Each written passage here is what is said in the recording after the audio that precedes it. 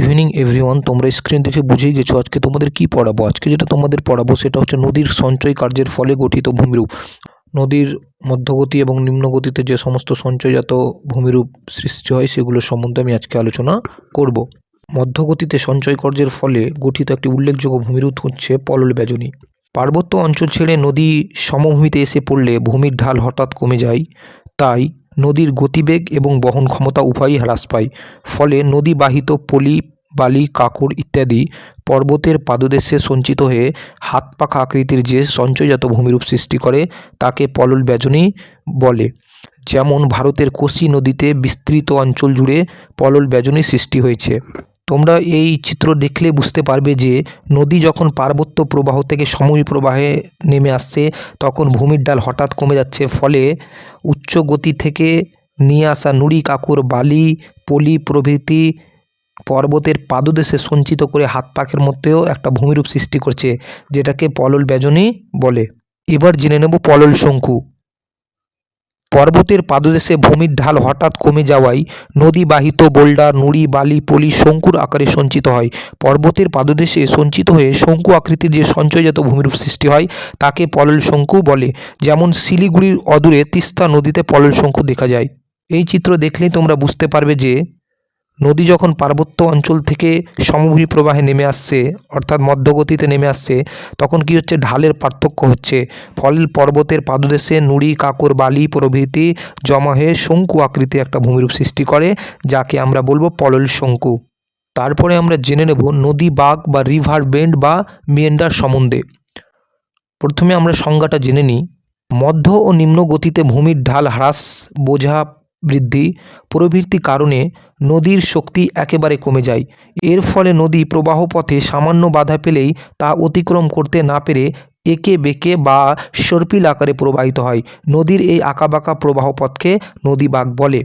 আমরা জানি একটি আদর্শ নদীর তিনটি গতি। পর্বতের উপরটা হচ্ছে উচ্চগতি বা পার্বত্য প্রবাহ, সমভূমিটার হচ্ছে সমভূমি প্রবাহ এবং বদ্বীপটা হচ্ছে অর্থাৎ নিম্ন প্রবাহ।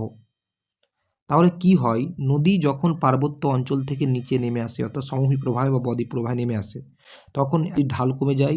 ফলে নদীর কি হয়, তীব্রতা অর্থাৎ জলস্রোতের যে গতিবেগ সেটা কমে যায়। অন্যদিকে মধ্যগতি এবং নিম্নগতিতে যেহেতু নদীর ঢাল কমে যায়, ফলে নুড়ি, কাঁকর, বালিগুলো নদী গর্ভে সঞ্চিত হতে শুরু করে। নদী যখন মধ্যগতি বা নিম্নগতিতে কী করে, প্রবাহিত হতে শুরু করে, তখন নদীর গতিপথে কোনো শক্ত শিলা অবস্থান করলে সেই শক্ত শিলাকে নদী অতিক্রম করতে পারে না। ফলে নদী কী হয়, বাঁক নিয়ে নিয়ে প্রবাহিত হয়, আর একেই বলে নদী বাঁক বা মিয়েন্ডার। নামকরণ: নদী বাঁক বা মিয়েন্ডার কথাটি তুরস্কের বাঁকবহুল নদী মেন্ড্রস থেকে এসেছে। এই চিত্র দেখলেই বোঝা যাবে যে নদী উচ্চগতি থেকে মধ্যগতি বা নিম্নগতির দিকে প্রবাহিত হওয়ার সময় নদীর গতিপথে কোনো শক্ত শিলা অবস্থান করছে। ফলে নদী কি করছে, সেই শক্ত শিলাটাকে অতিক্রম করতে পারে না। ফলে নদী কি হচ্ছে, বড় বড় বাঁক নিয়ে প্রবাহিত হচ্ছে, আর এটাই হচ্ছে মিয়েন্ডার। এবার আমরা জেনে নেব উদাহরণ। পশ্চিমবঙ্গের ভাগীরথী ও জলঙ্গি নদীতে মিয়েন্ডার দেখা যায় এবং ভারতের লখনৌ ও সুলতানপুরের মাঝে গোমতী নদীতে আদর্শ নদী বাঁক গড়ে উঠেছে। এবার আমরা জেনে নেব বৈশিষ্ট্য নদীবাঁকের। নদীর ঢাল যদি হ্রাস পায় তাহলেই কিন্তু মিয়েন্ডার গঠিত হবে বা নদী বাঁক গঠিত হবে। নদীতে বোঝার পরিমাণ বেশি হলেই কেবলমাত্র মিয়েন্ডার গঠিত হবে। যদি নদীতে বোঝার পরিমাণ বেশি না হয় তাহলে কিন্তু মিয়েন্ডার গঠিত হবে না, নদী সোজা পথে প্রবাহিত হয়ে চলে যাবে। কিন্তু নদীতে যদি বোঝার পরিমাণ বেশি হয় তাহলে সেই বোঝাকে কি করবে, নদী বহন করতে পারবে না, ফলে নদী আঁকাবাঁকা পথে প্রবাহিত হবে। নদীর ক্ষয় করার ক্ষমতা হ্রাস: যদি নদীর ক্ষয় করার ক্ষমতা হ্রাস পায় তখনই কিন্তু মিয়েন্ডার গড়তে দেখা যাবে। যদি নদীর ক্ষয় ক্ষমতার প্রবণতা বেশি থাকে তখন কিন্তু মিয়েন্ডার দেখা যাবে না। নদীর প্রবাহপথে যখন কঠিন শিলা অবস্থান করবে তখনই কিন্তু মিয়েন্ডার গঠন হবে, কারণ যে নদীর প্রবাহপথে যখন শক্ত বা কঠিন শিলা থাকবে নদী সেইটাকে তার বাধা অতিক্রম করতে পারবে না, ফলে নদী কি করবে, বাঁক নিয়ে প্রবাহিত হবে। এই পয়েন্টটা সবচেয়ে গুরুত্বপূর্ণ। মধ্যগতিতে নদীর যেখানে বাঁক সৃষ্টি হয় সেখানে সৃষ্টি হয় অবতল পাড় বা খাড়া পাড়, যেটাকে বলে কনকেভ। ঠিক বিপরীত অংশে যেখানে কি হয়, নুড়ি, কাঁকর, বালি প্রভৃতি সঞ্চিত হয় অর্থাৎ ঢালটা কম থাকে তাকে বলে উত্তল। এই চিত্রে দেখলে আরও ক্লিয়ার হয়ে যাবে যে নদী ডাইরেক্ট যেখানে আঘাত করছে সেখানে খাড়া পাড়ের সৃষ্টি হচ্ছে, আর এটাকে বলা হয় কনকেভ। এই অঞ্চলে যেহেতু বেশি ক্ষয় হচ্ছে তাই এখানটা পাড়টা কি হচ্ছে, খাড়া। আর উল্টো দিকে কি হচ্ছে, নুড়ি কাকর বালি প্রভৃতি সঞ্চিত হচ্ছে, তাই এখানে পাড়টা কি হচ্ছে, উত্তল বা ঢালু হচ্ছে। এবার আমরা জেনে নেব অশ্বক্ষুরাকৃতি হ্রদ। মধ্য ও নিম্ন গতিতে ক্ষয়, বহন ও সঞ্চয় কাজের ফলে কোনো নদী বাঁকের মাঝের অংশ মূল বাঁক থেকে বিচ্ছিন্ন হয়ে ঘোড়ার খুরের মতো অবস্থান করলে তাকে অশ্বক্ষুরাকৃতি হ্রদ বলে। উদাহরণ, পশ্চিমবঙ্গে মুর্শিদাবাদ জেলায় মতিঝিল একটা উল্লেখযোগ্য অশ্বক্ষুরাকৃতি হ্রদের উদাহরণ। এই চিত্র লক্ষ্য করলেই বুঝতে পারবে যে নদী প্রথমে কি হচ্ছিল, সোজা পথে প্রায় প্রবাহিত হচ্ছিল। যখন নদীর গতিপথে নুড়ি কাকর বালি ঢাল প্রভৃতি কমে গেল তখন নদী সোজা পথে প্রবাহিত না হতে পেরে বাঁক সৃষ্টি করলো, তাকে বলা হয় মিয়েন্ডার। এবং এই বাঁকটা যখন আরও বেশি হয়ে গেল তখন কি হলো, সেই বাঁকটা মূল নদী থেকে বিচ্ছিন্ন হয়ে গেল। আর এই হ্রদ অশ্ব বা ঘোড়ার খুরের মতো হয় বলে একে অশ্বক্ষুরাকৃতি হ্রদ বলে। এবার আমরা জেনে নেব বৈশিষ্ট্য। নদীর মধ্য ও নিম্ন গতিতে অশ্বক্ষুরাকৃতি হ্রদ সৃষ্টি হয়। নদীর মধ্য গতিতে ও নিম্ন গতিতে অশ্বক্ষুরাকৃতি হ্রদ সৃষ্টি হয়। উচ্চ গতিতে কিন্তু অশ্বক্ষুরাকৃতি হ্রদ সৃষ্টি হয় না। মধ্যগতি ও নিম্ন গতিতে অশ্বক্ষুরাকৃতি হ্রদ সৃষ্টি হয়। ঘোড়ার খুরের মতো দেখতে হয় বলে একে অশ্বক্ষুরাকৃতি হ্রদ বলে। ঘোড়ার খুরের মতো দেখতে হয় বলে একে অশ্বক্ষুরাকৃতি হ্রদ বলে। মূল নদী থেকে বিক্ষিপ্ত হয়ে অশ্বক্ষুরাকৃতি হ্রদ অবস্থান করে। সমভূমি প্রবাহে স্বল্প জলস্রোতে নিম্নক্ষয় যেমন বন্ধ হয়ে যায় তেমনি পার্শ্বক্ষয় সামান্য পরিমাণে ঘটে। এই অবস্থায় কিন্তু অশ্বক্ষুরাকৃতি হ্রদ সৃষ্টি হয়। নদী বাঁক ক্রমশ বাড়তে থাকে। নদী বাঁককে আস্তে আস্তে বৃদ্ধি পেতে হবে। নদী বাঁক যদি বেশি বৃদ্ধি না পায় তাহলে কিন্তু অশ্বক্ষুরাকৃতি হ্রদ সৃষ্টি হবে না। নদী বাঁককে কী করতে হবে, আস্তে আস্তে বৃদ্ধি পেতে হবে। এই নদী বাঁক যখন খুব কাছাকাছি চলে আসে বাঁকের মাঝের অংশ দ্রুত ক্ষয় পায়। দুটি নদী বাঁক যখন কাছাকাছি চলে আসে তখন মাঝের অংশ কি হয়, দ্রুত ক্ষয় পায়। দুটি বাঁকের ব্যবধান বিলুপ্ত হলেই কিন্তু নদী সোজা পথে প্রবাহিত হবে। দুটি বাঁকের মধ্যবর্তী অংশ প্রবল বাঁক নিলে কিন্তু এই বাঁকটা বিলুপ্তি হয়ে যাবে, তখনই কিন্তু অশ্বক্ষুরাকৃতি হ্রদ সৃষ্টি হবে। পরিত্যক্ত বাঁকটিতে পলি বালি কাদা জমে ঘোড়ার খুরের ন্যায় অশ্বক্ষুরাকৃতি হ্রদের সৃষ্টি করে। এবার আমরা জেনে নেব প্লাবনভূমি। আমরা জানি নদীর মধ্যগতি এবং নিম্নগতিতে ঢাল কম, নুড়ি কাকর বালি পলি নদীতে অনেক বেশি থাকে, অর্থাৎ নদীতে বোঝার পরিমাণ অনেক বেশি থাকে। ফলে নদীতে যখন বন্যা হয় তখন কি হয়, নদীর জল সোজা পথে প্রবাহিত হতে পারে না। তাই দুকূলে অর্থাৎ নদীর দুই তীরে নদীর জল উঠে যায়। নদীর সঙ্গে সঙ্গে নুড়ি কাকর বালি প্রভৃতিও উঠে কি করে, নদীর দুই তীরে একটা সমভূমির সৃষ্টি করে, যেটাকে বলে প্লাবনভূমি। নদীতে হঠাৎ জলপ্রবাহের পরিমাণ বেড়ে গেলে বন্যা বা প্লাবন দেখা যায়। এই সময় দুই তীর বা কূল ছাপিয়ে সেই জল অনেক দূর পর্যন্ত প্লাবিত করে তাকে প্লাবনভূমি বলে। উদাহরণ, বিহারে গঙ্গা নদীর গতিপথের দুই পাশে প্লাবনভূমি দেখা যায়। এবার আমরা বৈশিষ্ট্য জেনে নেব। নদীর মধ্য নিম্ন গতিতে কিন্তু প্লাবনভূমির সৃষ্টি হয়। প্লাবনভূমি যথেষ্ট উর্বর প্রকৃতির হয় কারণ যেখানে পলি সঞ্চিত হয়। প্লাবনভূমি প্রায় সমতল প্রকৃত হয়। প্লাবনভূমি 50 থেকে 60 কিলোমিটার দীর্ঘ ও কয়েকশো মিটার প্রস্থ বিশিষ্ট হয়। এই চিত্র দেখলে বুঝতে পারবে নদীতে যখন বন্যাস বা প্লাবনের সৃষ্টি হয়েছিল তখন নদীর দুই তীরে নুড়ি কাকর বালি পলি সঞ্চিত হয়ে প্রায় সমতল ভূমি সৃষ্টি করেছে, আর এটাই হচ্ছে প্লাবনভূমি। এবার জেনে নেব স্বাভাবিক বাঁধ। আমরা জানি সমভূমি প্রবাহে ও বদ্বীপ প্রবাহে নদীর গতিবেগ খুবই কম থাকে, ফলে নদীর জলের সঙ্গে বাহিত নুড়ি কাকর বালি নদীর, যেটাকে আমরা বলি স্বাভাবিক বাঁধ।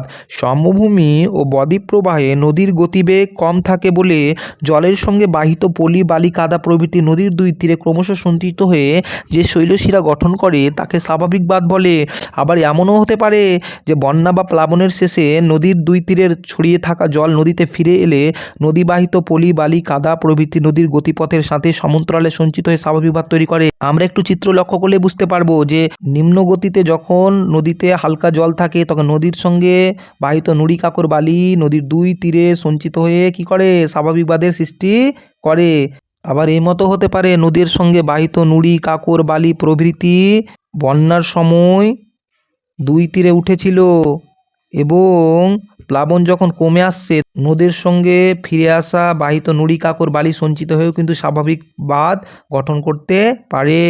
এবার আমরা জেনে নেব উদাহরণ। গঙ্গা ও তার উপনদীতে দেখা যায়। কলকাতা শহর স্বাভাবিক বাঁধের উপর অবস্থিত। নামকরণ, নদীর দ্বারা প্রাকৃতিক প্রক্রিয়ায় গঠিত হয় বলে একে স্বাভাবিক বাঁধ বলে। বৈশিষ্ট্য, স্বাভাবিক বাঁধ প্লাবন ভূমির চেয়ে 3 থেকে 4 বা 5 মিটার উপরে হয়।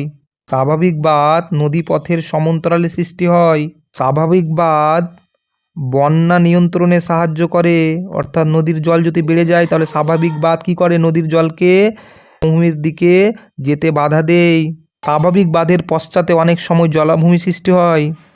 স্বাভাবিক বাঁধের উচ্চতা নদীর দিকে বেশি থাকে এবং অনেক সময় স্বাভাবিক বাঁধের পশ্চাতে অনেক জলাশয় থাকে। এবার জেনে নেব নদীচর ও নদীদ্বীপ। সমভূমিতে নেমে আসার পর নদীর গতিপথের ঢাল কমে যাওয়ার ফলে নদীবাহিত প্রস্তরখণ্ড, নুড়ি, কাকর, বালি প্রভৃতি নদীবক্ষে সঞ্চিত হয়ে নদীর জল দ্বারা বেষ্টিত যে স্থলভাগ গড়ে ওঠে তাকে নদীচর বলে। নদীচরে পরপর পলির সঞ্চয়ে চর জলের উপরে অবস্থান করলে তাকে নদীদ্বীপ বলে। এই চিত্রে দেখলে লক্ষ্য করতে পারবে যে নদী যখন প্রবাহিত হয় তখন কি হয়, নদীবক্ষে নুড়ি, কাকর, বালি জমে উঁচু হয়ে যে ভূমিরূপ সৃষ্টি করে, যার চতুর্দিকে জল থাকে, এটাকে বলা হয় কি, নদীচর। উদাহরণ, অসমের ব্রহ্মপুত্র নদের উপর মাজুলি ভারত তথা এশিয়ার বৃহত্তম নদীদ্বীপ। এবার আমরা পড়ব বদ্বীপ। নদীর মোহনায় অর্থাৎ নদী এসে যখন সমুদ্রে মিশে সেই অঞ্চলটাকে বলা হয় নদীর মোহনা।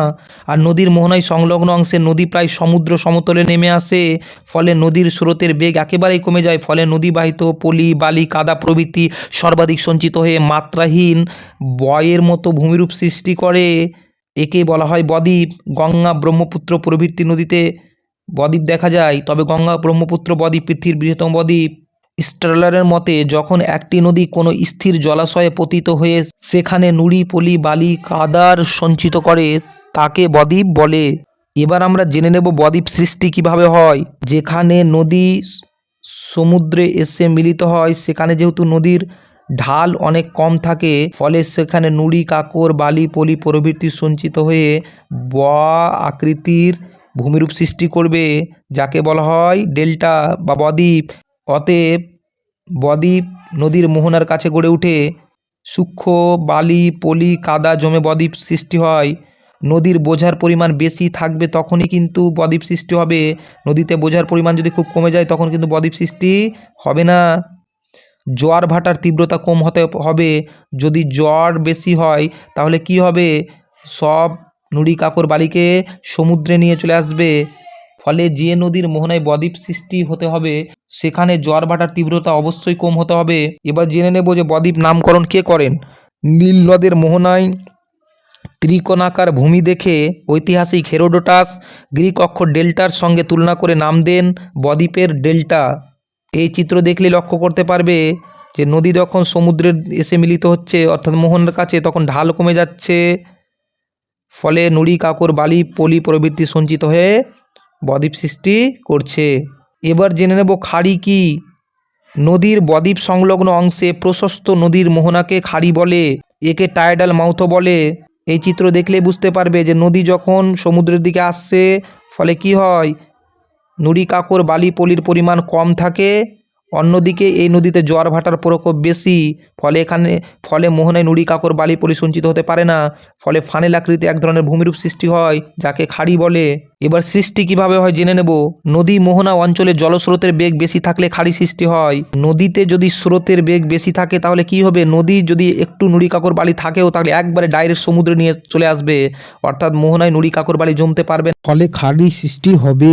জোয়ার ভাটা প্রবল হলে খাড়ি সৃষ্টি হয়, কারণ জোয়ারের জল প্রবল বেগে নদীর মধ্যে প্রবেশ করে নদীখাতকে অধিক চওড়া ও বিস্তৃত করে। যে নদীর মোহনায় বেশি পরিমাণে জোয়ার ভাটা খেলে সেখানে কিন্তু খাড়ি সৃষ্টি হবে, কারণ যে জোয়ারের সময় জল কি করবে, নদীর দিকে উঠে যাবে এবং নদী খাতকে কি করবে, চওড়া করে দেবে। এবার জেনে নেব উদাহরণ। রাশিয়ার ওব নদীর খাড়ি পৃথিবীর দীর্ঘতম খাড়ি। এবার আমরা জেনে নেব এর বৈশিষ্ট্য। ফানেল আকৃতির বা চ্যাপ্টা বোতলের মতো হয়। ফানেল আকৃতি বা চ্যাপ্টা বোতলের মতো হয়। খাড়িগুলি সমুদ্রের দিকে চওড়া হয় এবং গভীর হয় এবং ফাঁকা উন্মুক্ত হয়। আদর্শ খাড়ি অঞ্চলে বদ্বীপ গঠনের প্রক্রিয়া ব্যাহত হয়। আদর্শ খাড়ি অঞ্চলে বদ্বীপ গঠিত হবে না। আদর্শ খাড়ি অঞ্চলে বদ্বীপ গঠন প্রক্রিয়া ব্যাহত হবে, কারণ এখানে জোয়ার ভাটা খেলবে এবং নদীর গতিবেগ তুলনামূলক বেশি থাকবে, ফলে হালকা যে নুড়ি কাকর বালিটা হবে সেটা সমুদ্রে তলিয়ে যাবে। এবং যদি জোয়ার ভাটা খেলে তাহলে কি হবে, সমুদ্রের জল ঝড়ের সময় উঠে কি করবে, নদীর দিকে প্রবাহিত হবে এবং নদীর মোহনার গভীরতা ও প্রস্থতা বাড়িয়ে দেবে।